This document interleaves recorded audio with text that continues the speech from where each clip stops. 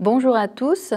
Nous avons donc le plaisir de nous retrouver aujourd'hui dans le cadre de ce forum Post-Bac 2022 pour vous présenter une table ronde sur la question des études en métropole ou à l'étranger.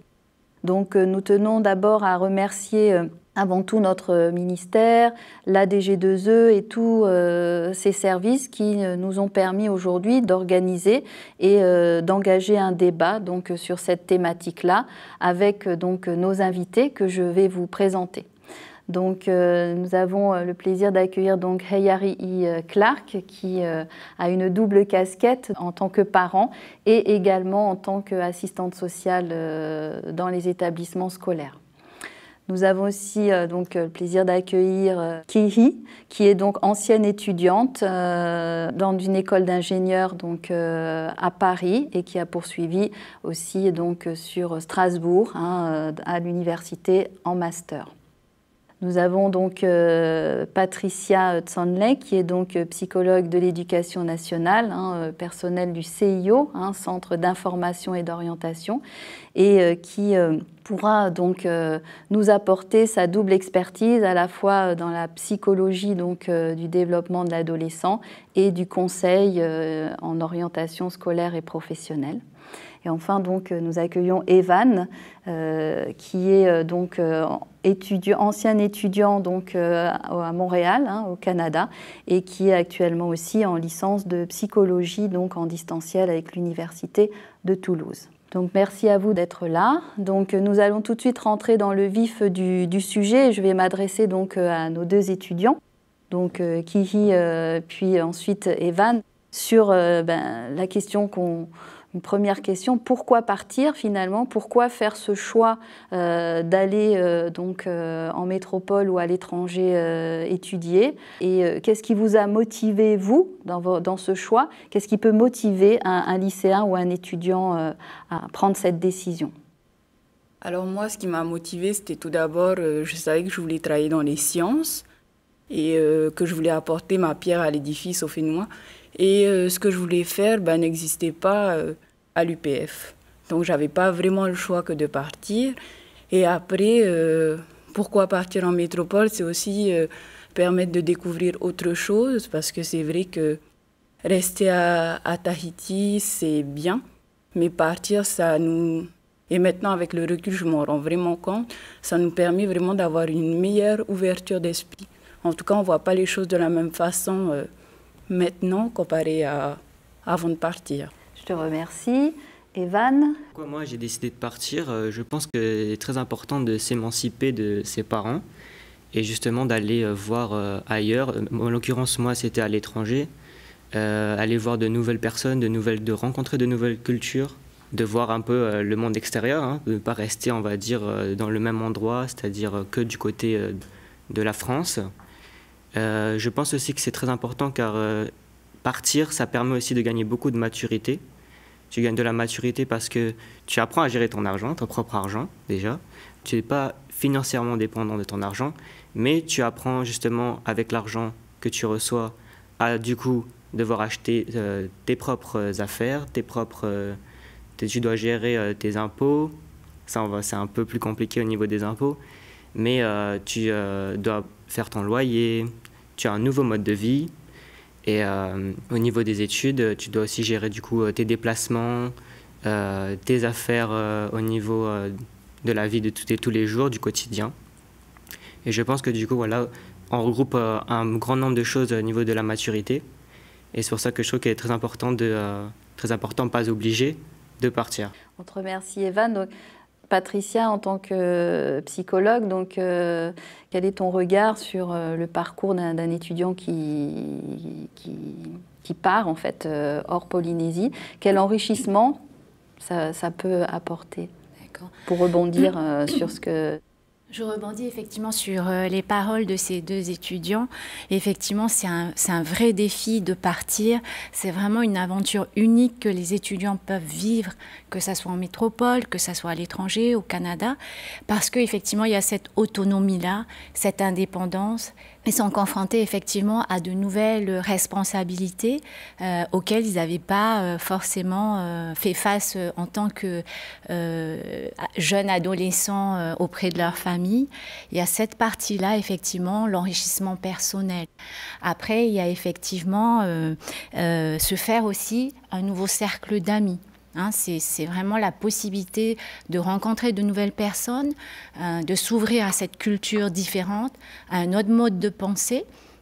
Et du coup, ça permet effectivement de ne pas avoir simplement une seule vision des études, de la vie. Ça, c'est une chose très importante. Même si on se fait un cercle d'amis, c'est aussi se faire aussi un réseau professionnel. Un réseau professionnel pour plus tard, par rapport à ses projets, par rapport à ses... si on veut, par exemple, s'expatrier pour un emploi, ça peut être très intéressant de développer cette partie-là. Il y a aussi l'enrichissement de son CV. Hein, donc, par rapport à ce réseau-là, souvent les employeurs sont très friands de cette partie de vie des étudiants, pouvoir être autonome, de pouvoir avoir cette capacité d'adaptation, d'avoir cette capacité de voir les choses autrement, hein, d'apporter un regard nouveau. Mais c'est aussi... une preuve de mobilité. Preuve de mobilité parce que de plus en plus, on est dans un monde où on va bouger énormément. C'est un monde où on ne va pas forcément occuper un emploi du moment où on a un emploi jusqu'à sa retraite. On peut bouger énormément. Et après, par exemple, pour ceux qui partent à l'étranger, au Canada ou aux États-Unis ou en Asie, c'est aussi développer cette maîtrise d'une langue étrangère. Ça aussi, c'est une chose importante auprès de certains employeurs selon le poste que l'on veut occuper. Et évidemment, juste pour rejoindre Kihi, c'est effectivement quand on n'a pas le choix d'une formation en Polynésie, c'est de partir. Donc effectivement, donc on voit que c'est un vrai enrichissement, à la fois personnel, professionnel. Ça a un impact sur votre employabilité auprès des entreprises.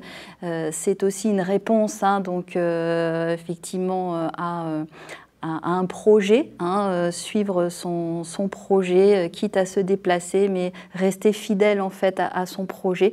Donc voilà, c'est toutes les réponses que vous apportez.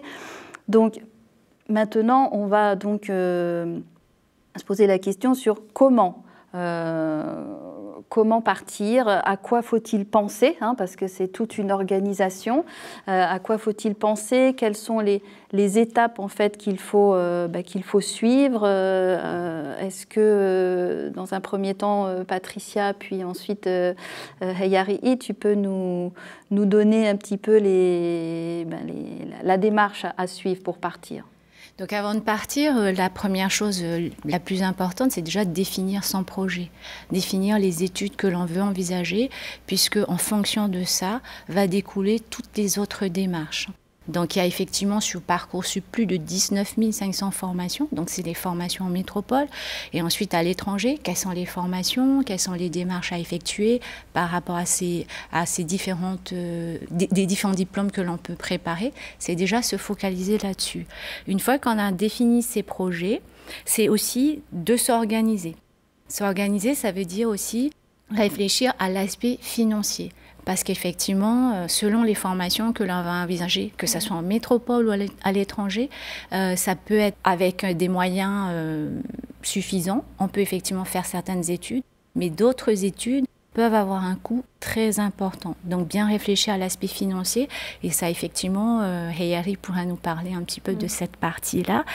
C'est de réfléchir aux dépenses mensuelles, puisque... on n'y va pas comme ça à l'aventure, il faut penser au loyer, il faut penser à l'alimentation, au transport, toutes ces choses-là, c'est vraiment très important. Il faut aussi également penser aux loisirs, parce que ça aussi, on ne part pas faire que des études, mais aussi on a besoin aussi de voir autre chose d'un point de vue personnel. Il faut également, donc par rapport à cet aspect financier, donc si On peut également en fait faire des demandes de bourse, des aides financières. Ça peut être auprès du territoire, comme ça peut être auprès de l'État. Donc il y a une démarche à faire, donc il y a des dates bien précises par rapport à ça à bien respecter. Il faut également penser au logement, parce que le logement, il y a un coût selon le choix que l'on va faire. Si on choisit par exemple une chambre de cité universitaire, ça n'a pas le même coût que si on va en internat, que si on va dans une colocation ou si on veut être dans un studio, dans un appartement privé, ce n'est pas le même coût. Donc il faut penser à ça. Évidemment, par rapport au logement, il y a aussi des aides. Il y a des aides surtout en métropole, il y a des aides à la CAF, comme l'aide au logement social ou l'aide personnalisée au logement, ce qui peut effectivement réduire les dépenses de l'étudiant et de la famille. Donc, par rapport au logement, il faut réfléchir. Il faut également réfléchir au transport. Le transport, quand je parle de transport, c'est surtout le transport de Papeete jusqu'au lieu d'études, parce que ça aussi, ça a un coût. Bien sûr, pour les boursiers, il y a également des aides. Donc, il faut faire ces démarches-là pour obtenir ces aides. Voilà un petit peu par rapport à l'organisation, par rapport au choix. Merci Patricia. Donc, Heyari, donc déjà en tant qu'assistante sociale, donc là c'est vrai qu'on voit que la question financière, elle est vraiment au cœur du débat. Est-ce que pour des familles en fait qui n'ont pas forcément les moyens financiers, est-ce qu'il est possible quand même pour eux d'envisager un départ pour leurs enfants en métropole ou au Canada? Est-ce que Alors, comme elle disait, il y a l'aspect financier. Et même si les parents n'ont pas forcément des gros moyens, il faut utiliser toutes les aides, justement. Faire le dossier de bourse, déjà. Ne pas hésiter à aller chercher sur Internet aussi, à noter surtout, parce que ça peut demander des heures de recherche. Ne pas hésiter aussi à s'adresser aux professionnels en interne déjà au lycée. Ne pas hésiter à aller voir la psychologue de l'éducation nationale, de l'orientation, poser toutes les questions. Il n'y a pas de questions bêtes, comme je dis. En tant que parent, on ne peut pas tout savoir. Et aller voir l'assistante sociale aussi, se faire aider au maximum. Par exemple, même un enfant mineur qui va partir en n'ayant pas encore 18 ans, il faut s'adresser à l'assistante sociale du lycée pour comprendre la procédure d'émancipation, comment ça se passe, surtout poser des questions et suivre les démarches. Moi, je donne toujours le conseil à mes élèves, prenez un cahier où vous notez.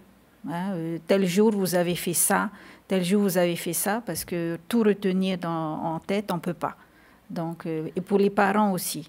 Les parents, c'est compliqué de suivre aussi, mais ils peuvent le faire. Et les familles à revenus modestes, il y a les aides, il y a la continuité territoriale pour le voyage. Il y a aussi des aides, beaucoup d'aides en France. Et tout ça se fait en fait sur mon dossier social étudiant par Internet. Donc les parents, n'hésitez pas non plus à poser beaucoup de questions. Il ne faut pas hésiter. C'est le meilleur conseil que je peux donner. Donc il y a un calendrier à tenir pour ces dossiers de bourse. Alors pour les bourses, oui, c'est sur le site à la fois de la DG2E pour les bourses du territoire et les bourses État, c'est sur le site du vice-rectorat. Tout est indiqué, il faut suivre les procédures. En cas d'hésitation ou d'incompréhension, il ne faut pas hésiter à téléphoner. Ou à envoyer un message, ou l'élève vient au lycée se renseigner. Il y a des interlocuteurs dans tous les établissements scolaires pour les aider à ce niveau-là. D'accord. Et est-ce que si on fait les démarches dans les temps, suivant le calendrier, on obtient donc une bourse du territoire ou une bourse d'État, est-ce que c'est suffisant en fait pour subvenir, pour que l'étudiant puisse subvenir à ses besoins une fois qu'il est donc installé en métropole? Alors là, je dirais que tout dépend en fait du taux de bourse. En général, il faut quand même que les parents comprennent qu'ils ont un rôle à jouer en termes de soutien, à la fois moral et financier. morale parce que voilà, le parent il doit gérer déjà. Moi, quand mes enfants sont partis, il fallait gérer mes angoisses à moi de parents, hein, les peurs qu'on peut avoir, de est-ce qu'ils vont y arriver, est-ce qu'ils vont se débrouiller, est-ce qu'ils vont pas, est-ce qu'ils vont garder le moral aussi eux.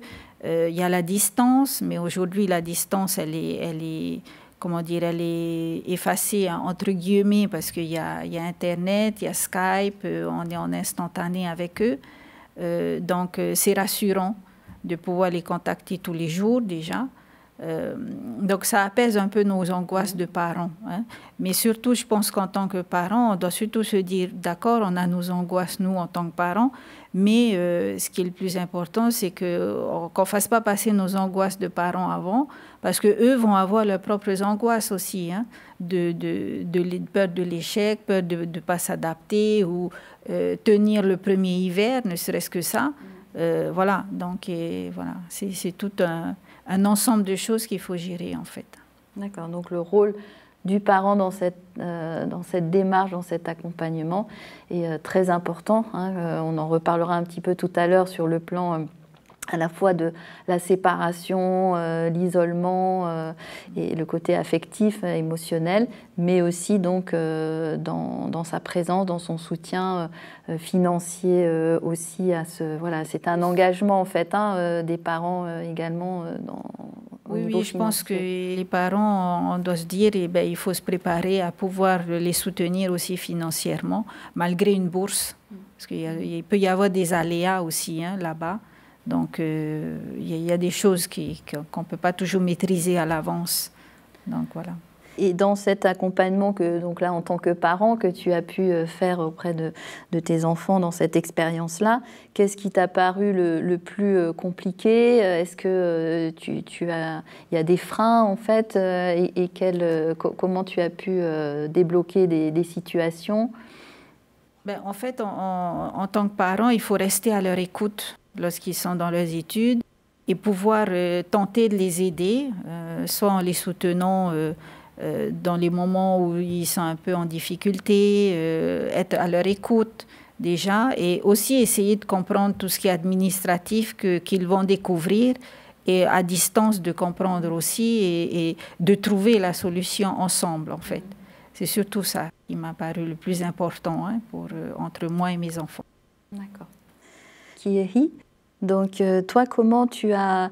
Donc on a parlé là de toute une logistique en fait, à la fois administrative, et puis ensuite la question émotionnelle qu'on abordera tout à l'heure, mais déjà par rapport à toute cette organisation, cette lourdeur administrative, comment tu t'y es pris? Est-ce que ça a été facile pour toi? Comment tu as vécu tout ça? Alors c'est vrai que c'est pas facile et la partie financière, elle compte énormément. Et du coup, actuellement, je fais toujours mes études. J'ai fait des pré d'études et mes parents, ils ne pouvaient pas m'aider. Enfin, ils m'ont aidé à leur manière, mais financièrement, c'était difficile. Du coup, j'ai porté tout sur moi. Enfin, on va dire que je suis contente quelque part d'être passée par ce cap-là, de financer moi-même mes études, parce que ça nous pousse aussi à obtenir un emploi à la fin. En fait, quelque part, c'est, comme il disait Evan, c'est une prise d'autonomie et le fait de se responsabiliser en payant soi-même ses études sans être un poids pour nos parents, c'est pas plus mal. Il faut pas se dire que mes parents n'ont pas de sous, je peux pas partir. Bien au contraire. Et exactement, il y a beaucoup d'aides et elles sont pas négligeables. Et pendant qu'on fait nos études, il faut pas s'appuyer uniquement sur nos aides parce que on a les capacités ensuite d'avoir des petits boulots. Lorsqu'on fait ses études post-bac, on a moins d'heures de cours que quand on est au lycée. Du coup, les heures de libre, ok, elles servent à étudier, mais il faut aussi se dire qu'on peut travailler, on peut avoir des petits boulots. Et grâce à ça, ça nous permet de payer notre nourriture de la semaine, pas forcément payer notre loyer, mais toutes les petits à côté, nos loisirs, ce genre de choses, on peut compter aussi sur ces petits travaux. Moi, ce que je faisais, je donnais des cours particuliers et ça marchait bien. J'arrivais à m'en sortir à la fin du mois sans me dire que ça allait être difficile. Et après, au niveau de l'organisation, il ne faut pas aussi négliger qu'on ne peut pas aller en savate, on ne peut pas aller en petite tenue et on n'a rien de tout ça. Acheter des chaussures, ce genre de choses, c'est quelque chose qu'on ne fait pas forcément à Tahiti. Maintenant, on voit de plus en plus de jeunes avec des baskets, ça va, mais à mon époque, je n'avais jamais porté de baskets, je portais toujours des savates. Et c'est un coût également. Tout ce qui est habits, on parlait d'hiver, ben, il faut s'acheter des pulls, il faut s'acheter des collants, et c'est un coût. Ici, il existe de plus en plus de groupes sur Facebook qui donnent des vêtements ou qui aident les jeunes à partir. Et il ne faut pas hésiter à demander parce que moi, là, je suis revenue de France. J'ai eu plein de mes affaires que j'ai essayé de partager. Et les réseaux également, comme on parlait de réseaux. Tout ce qui est AEPF, les associations d'étudiants, c'est vraiment important. Par contre, moi, je tiens à souligner qu'il ne faut pas s'appuyer à rechercher quand on va en France. Il ne faut pas se dire « je vais aller chercher des Tahitiens, je vais me sentir mieux ». Moi, c'est ce que j'ai fait pendant ma première année. C'était de toujours me dire je vais aller chercher des amis de Tahiti, ça va être bien, je vais me sentir comme chez moi. Et ça a été tout le contraire parce que Paris, c'est une ville énorme, donc on a beau dire qu'on habite dans la même ville, mais on peut avoir 1h30 de métro à faire pour aller rejoindre l'autre. Et finalement, on ne se voit pas. Et quelque part, ça crée des frustrations, alors que si on se dit mes amis, ça sera ceux de mon entourage, ceux de ma classe, et on commence à s'adapter, on prend les habitudes de là-bas, et c'est ce qu'il faut faire. C'est pas venir avec nos peurs d'ici, venir avec je veux faire comme à Tahiti, non. Tu vas dans une culture, tu dois t'adapter, et c'est comme ça qu'on peut s'en sortir. Merci pour ton témoignage qui est riche, à la fois effectivement sur le côté organisation, compter sur soi en fait, s'appuyer sur les aides comme on l'a dit tout à l'heure, mais on a aussi sa part d'engagement. Tu l'as dit, on devient aussi étudiant, donc on a la possibilité aussi de trouver, comme tu le dis, des petits emplois en fait. Donc on parlait tout à l'heure, quand on parlait d'autonomie, quand on parlait donc de capacité d'adaptation, là tu as vraiment bien illustré cette richesse en fait du départ. Toi, Evan, donc peut-être on peut revenir un petit peu sur ton expérience à Montréal, puisque au Canada, cette première année, comment tu l'as vécu? Est-ce que c'est la même organisation finalement de calendrier, de logistique que pour partir en métropole, ou est-ce qu'il y a des spécificités par rapport au Canada? Alors le Canada est un peu plus différent que la métropole parce que la métropole, on est un peu rattaché à celle-ci. Et donc au niveau des études, on a Parcoursup qui regroupe vraiment la plupart de toutes les formations et des études qu'on a. Le Canada est du coup bien différent étant donné que c'est un pays étranger, ou si on parle bien d'autres pays étrangers. Par rapport à moi, je vais parler de mon expérience dans le Canada. Le Canada, les ouvertures des écoles, des universités se fait beaucoup plus tôt que la France, c'est-à-dire que vers la France, ça s'ouvre vers janvier-février, alors que le Canada, ça peut commencer vers octobre-novembre. Donc il faut vraiment être sûr de ce que tu veux faire et être assez rapide. Il ne faut pas prendre trop de temps, d'ailleurs ce qui est un peu dommage, parce que du coup, il faut être beaucoup plus rapide à se dire ce que je veux faire plus tard. Donc là, je conseille aussi de parler, de voir des gens, d'aller au CIO, rencontrer des psy-UN pour savoir quel est le domaine professionnel que tu aimerais faire plus tard. Donc il faut aller assez vite au niveau de l'organisation. Octobre-novembre, il faut commencer à s'inscrire dans justement les universités que tu veux directement sur leur site. Et après, ça se fait assez vite, ça va être beaucoup de démarches. Donc je conseille aussi avant de partir à l'étranger de se faire une liste de ce qui va se passer là-bas, de ce que je vais devoir faire au niveau des démarches. Tu atterris dans un pays que tu ne connais pas, tu vas devoir ouvrir selon ce que tu veux, soit une banque en ligne, soit une banque locale à l'étranger. Et donc c'est beaucoup de démarches administratives, beaucoup de démarches studio à faire. Et je pense que c'est important de s'en prendre bien à l'avance à ce moment-là. Encore plus à l'avance, du coup, de ce que tu dis, que même départ en métropole, hein, ça demande un timing différent. Est-ce que, donc, il y a des aides, on parlait tout à l'heure des bourses d'État, les bourses du territoire. Est-ce qu'on peut aussi bénéficier de ces bourses pour aller faire ses études au Canada? Oui, il y a toujours des études, il y a toujours des bourses, pardon, pour même partir à l'étranger. Je pense qu'il y a beaucoup moins, mais il existe toujours des bourses. Donc, c'est à voir, à se renseigner à ce niveau-là. Mais il y a des aides aussi financières qui permettent aussi d'aller à l'étranger. Oui. Alors peut-être que partir là, puisqu'on reste un petit peu sur l'idée du Canada, et donc je vais t'adresser cette question, Patricia. Donc, est-ce que quand on revient avec un diplôme obtenu au Canada, est-ce que il y a une reconnaissance de ces diplômes quand on revient ici en Polynésie française, ou est-ce qu'il y a des démarches particulières à faire en termes de reconnaissance des diplômes? Oui, effectivement, il y a des démarches à effectuer.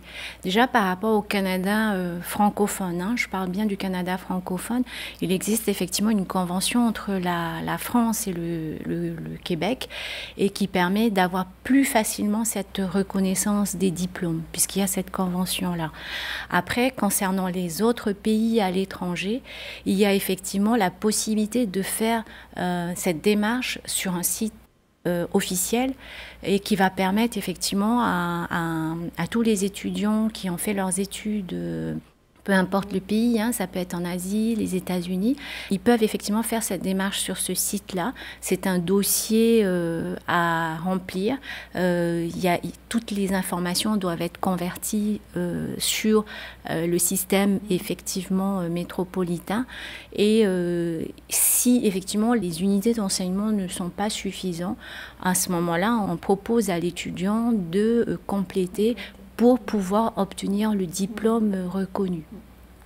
Parce que c'est vrai que ça peut être parfois une appréhension, peut-être des parents disant s'il revient et qu'ils veulent passer des concours, finalement, est-ce qu'il ne va pas falloir refaire tout le système français? Donc ça, c'est plutôt rassurant, finalement. C'est possible, c'est assez fréquent, et en général, c'est une démarche qui peut aller assez vite, en fait. Hein, ça va très vite, c'est un dossier. Alors, on va revenir peut-être sur ce que évoquait Heyari tout à l'heure, c'est-à-dire la problématique en fait de cette séparation, hein, avec la famille. Donc, tu en parlais un petit peu tout à l'heure, Kihi. Donc, est-ce que toi, tu as ressenti cette inquiétude, cet isolement, comment tu l'as géré? Tu as parlé un peu aussi effectivement des réseaux sociaux, tu as parlé de Facebook, mais en partant, est-ce que ça a été difficile, plus pour toi, plus pour tes parents, pareil pour les deux, et comment tu as pu dépasser tout ça? La première année, c'était vraiment facile parce que c'était plus l'excitation de partir. La deuxième année, très difficile. J'avais envie de tout abandonner. Et en fin de compte, et c'est là que je dis, c'est le fait de partir et de se dire que ça va être trop bien. Je vais être avec plein d'étudiants, de nombreux étudiants de partout. Mais sauf que j'essayais toujours d'être comme à Tahiti. Et c'est la deuxième année où j'ai eu mon déclic, et je me suis dit non, il faut que je m'adapte à ici, il faut que je vive avec les personnes de ma classe, avec ceux de mon école, et que j'arrête de me dire je vais aller faire la fête, je vais aller rencontrer d'autres Tahitiens, parce que dans mon école, j'étais la seule de Tahiti à l'époque. Et du coup, ça a été ça qui a été l'aide en fait. Hein. Et comme je répète, c'est plus, il faut s'adapter à cette nouvelle culture, et surtout accepter de découvrir ce que les autres ont à partager avec nous. Après, c'est sûr, les parents, ils nous manquent, ça, on peut pas rater ça. Mais j'avais de la chance à l'époque, on avait, je ne sais pas si c'est toujours d'actualité, mais on avait un billet d'avion pris en charge annuellement. Donc j'avais l'occasion de rentrer à chaque été, je revenais sur Tahiti. Donc ça a aidé énormément. Et sinon, oui, voilà, faut s'adapter. C'est pas facile, il faut tenir le coup. Et si on a un objectif, on sait ce qu'on veut faire, il faut qu'on s'accroche, hein, parce qu'il n'y aura personne d'autre. Nos parents, ils vont nous accompagner, nous épauler, mais on est vraiment nous qui sommes responsables de nos études et Et voilà.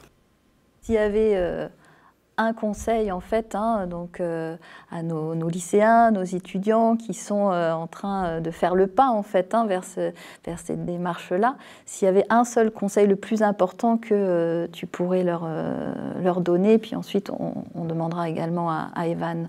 Si vous souhaitez revenir, en tout cas en Polynésie, travailler, il faut que vous ne laissez pas la Polynésie de côté. Il faut à chaque fois revenir, garder contact ici pour savoir quels sont les besoins du territoire. Parce que c'est ça qui m'a aidé à faire mon choix d'études, en fait. Je suis ingénieure dans les déchets, mais je n'aurais jamais choisi les déchets si je ne savais pas que c'était un besoin ici. Donc, un conseil, en tout cas, si vous voulez venir rentrer en Polynésie, il ne faut pas partir faire ses études bêtement. Il faut vraiment étudier aussi le marché local et quels sont nos besoins si on souhaite revenir. Et ensuite, c'est de profiter parce que ça reste les plus belles années de notre vie. Evan, quel message? En conseil, moi, je dirais que c'est un peu plus émotionnellement. Je pense qu'il est important qu'on garde quand même un très bon contact avec ses anciens amis ou les amis qu'on ne voit plus, la famille aussi, toute la famille. Important de toujours garder des mises à jour sur des liens exactement, sur ce qu'on fait, sur ce qui se passe là-bas, sur ce qui se passe ici. Si on a des problèmes, en parler. Je pense que c'est important aussi de ne pas dire que ce qui est beau. Je pense que c'est important aussi de dire comment tu te sens. Comment tu te sens à ce moment-là, comment tu appréhendes les choses. Et si tu as besoin d'aide, les parents, ça reste les parents, ils seront toujours là pour nous. Et du coup, je pense que c'est important de communiquer, toujours communiquer, et de ne pas toujours tout prendre sur soi. Donc effectivement, à la fois s'adapter, s'appuyer sur nos forces, sur vos forces intérieures, mais aussi sur les parents restent, on l'entend, une force en fait, même si vous êtes loin, vous emportez aussi avec vous, tu en as parlé tout à l'heure, à la fois votre culture, vos liens familiaux. Effectivement, cette importance de toujours communiquer, et ce que tu dis est important, Evan, effectivement, de dire, d'oser dire aussi quand ça ne va pas, pour pouvoir être entendu et puis trouver de l'aide. Alors, comment réagis-tu, Yari, à ces témoignages de nos deux étudiants en tant que toi, parent qui a vécu aussi cette... Ça me fait rappeler beaucoup de choses avec mes enfants. Et c'est pour ça que je pense que le fait que les parents les soutiennent vraiment, comme je disais, et puis il y a des hauts et des bas, Evan en a parlé, et donc les parents, il faut qu'ils soient là pour les écouter, pour les conseiller, pour réagir quelquefois de la bonne façon. Et il y a l'aspect financier, d'accord, qui parlait des prêts, effectivement, de faire un prêt, les parents, ils vont être cautions, parce qu'on ne fait pas un prêt étudiant sans caution. Donc voilà, il y a tout cet aspect derrière. Après, il y a les angoisses aussi de la peur de l'échec aux examens ou de l'orientation en cours d'études, parce qu'il y a beaucoup de spécialisation. Moi, j'ai découvert ça avec mes enfants, c'est qu'au bout de la deuxième année, voilà, ils ont tellement de choix de spécialisation que des fois, c'est pas si évident. Tu en parlais, Kihi, en disant si tu n'avais pas regardé le marché local, tu serais peut-être pas arrivé dans le milieu de la gestion des déchets. Donc, c'est pas facile. Donc, c'est pas parce qu'ils partent avec une idée bien précise que forcément le chemin va être tout droit, quoi. Il y a beaucoup de carrefours qu'ils vont rencontrer. Et, voilà. Et en même temps, effectivement, c'est l'adaptation aussi là-bas. Se faire des amis, comme tu disais, pas forcément rechercher les Polynésiens parce qu'ils ne sont pas forcément accessibles. On peut se retrouver dans une ville où il n'y a aucun Tahitien. Ça, c'est arrivé à une de mes enfants, où il n'y avait vraiment aucun autre Tahitien dans la ville, quoi. Donc, ce n'était pas facile. C'est là où le maintien des liens est important. Effectivement, donc tu rebondis sur le message. On retient le message aussi très important. Effectivement, partir, mais avec aussi cette possibilité de revenir pour justement, et ça revient un petit peu à la question de départ, hein, pour apporter de nouvelles ressources, de nouvelles compétences dans les entreprises en fait du territoire. Hein. Et donc ça, c'est partir pour enrichir finalement aussi son Fénois en fait. Hein. Donc, il nous reste donc très peu de temps. Patricia, en tant que psychologue de l'éducation, toi, quel message tu aurais à faire passer aussi aux jeunes que tu rencontres quotidiennement? Il nous reste très très peu de temps. Je vais rapidement synthétiser puisque ces deux étudiants et Harry ont bien témoigné sur ce vécu-là. Donc le premier conseil que je donnerais d'abord aux parents, c'est de ne pas mettre de frein au projet des enfants parce que c'est leur avenir, c'est leur choix et il faut surtout les accompagner. Quand je dis les accompagner, c'est surtout pas, comme l'a bien dit Harry, de transférer ses angoisses à ses enfants. Parce qu'en fait, un enfant, quand il part avec les angoisses de ses parents, ben, il va pas être bien. Il va pas se concentrer sur ses projets, sur ses études, et il va plutôt se dire oui, mais maman est inquiète, mais papa est inquiet, etc. Donc c'est très très important de garder ses propres angoisses de parents et quitte à en parler à des professionnels ou à des amis, c'est super important. C'est même de discuter avec d'autres parents, ça c'est important parce que ça permet de partager. Et pour les étudiants, les futurs étudiants, je leur dirais effectivement de partir, de découvrir le monde et effectivement de développer cette capacité d'adaptation et de ne pas se dire je vais tout faire effectivement comme je le faisais en Polynésie. Donc on arrive sur la fin de cette table ronde. Donc je vous remercie pour la qualité de ces échanges. Donc je tiens aussi peut-être à inviter les lycéens et les familles qui nous regardent donc, à visionner également une autre table ronde qui avait été faite l'année dernière, donc vous pouvez trouver sur la chaîne YouTube donc, de la DG2E qui est beaucoup plus longue et qui vous donnera donc, beaucoup plus de précision hein, quand on a parlé donc, notamment de l'organisation. Donc c'est vraiment très complémentaire.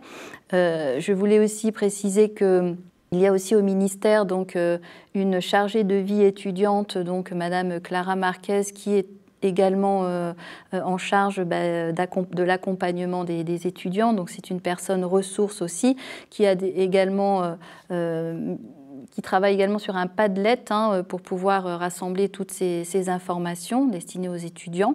Et puis aussi vous précisez donc que vous pourrez retrouver donc l'ensemble de ces informations dans le guide du CIO donc post-bac 2022 qui va arriver très prochainement dans les semaines qui arrivent dans les lycées hein, et qui sera distribué donc à chaque étudiant, à chaque lycéen de terminale.